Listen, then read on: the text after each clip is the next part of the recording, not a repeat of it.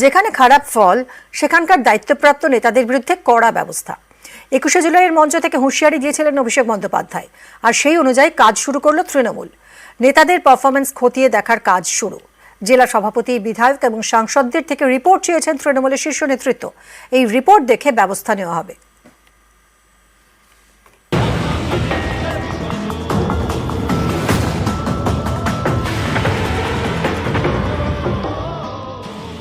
এই যে ১-১.৫ মাস কোন রাজনৈতিক কর্মসূচিতে আপনারা আমাকে দেখেননি, তার কারণ পর্যালোচনার কাজে আমি ব্যস্ত ছিলাম। আগামী ৩ মাসের মধ্যে এর ফল আপনারা দেখবেন। ২১শে জুলাইয়ের মঞ্চে হুঁশিয়ারি দেন দলের সর্বভারতীয় সাধারণ সম্পাদক। সেই অনুযায়ী কাজ শুরু করে দিল তৃণমূল। ২৪-এর লোকসভা ভোটে দায়িত্বপ্রাপ্ত নেতাদের পারফরমেন্স খতিয়ে দেখা হচ্ছে। এর জন্য জেলা সভাপতি, বিধায়ক এবং সাংসদদের থেকে জরুরি ভিত্তিতে রিপোর্ট তলব করা হয়েছে। যেসব নেতাদের এলাকায় ফল খারাপ হয়েছে তাদের বিরুদ্ধে ব্যবস্থা নেওয়া হবে। মূল্যায়ন পর্ব, বিশ্লেষণ পর্ব চলছে সাংগঠনিকভাবে।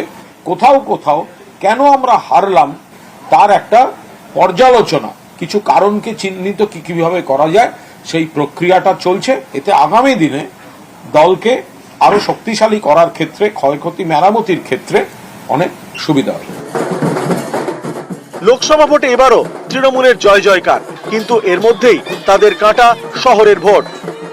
তৃণমূল কংগ্রেসের সর্বভারতীয় সাধারণ সম্পাদক হিসেবে আপনাদের কথা দিচ্ছি যে যারা এই নির্বাচনে পঞ্চায়েত বা কাউন্সিলর বা মিউনিসিপ্যালিটি চেয়ারম্যান, ভাইস চেয়ারম্যান থেকেও মানুষকে বোঝাতে অক্ষম হয়েছেন বা তাদের নির্দিষ্ট এলাকা থেকে প্রত্যাশিত বা আশানুরূপ ফল হয়নি, একইভাবে আমরা টাউন সভাপতির বিরুদ্ধেও ব্যবস্থা নেব, মিউনিসিপ্যালিটি চেয়ারম্যানের বিরুদ্ধেও ব্যবস্থা নেব।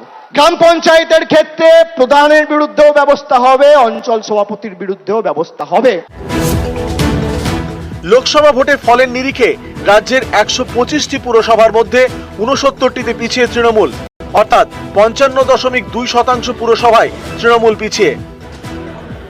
শহর এলাকার খারাপ ফল নিয়ে পর্যালোচনা বৈঠক শুরু করেছেন ফিরহাদ হাকিম।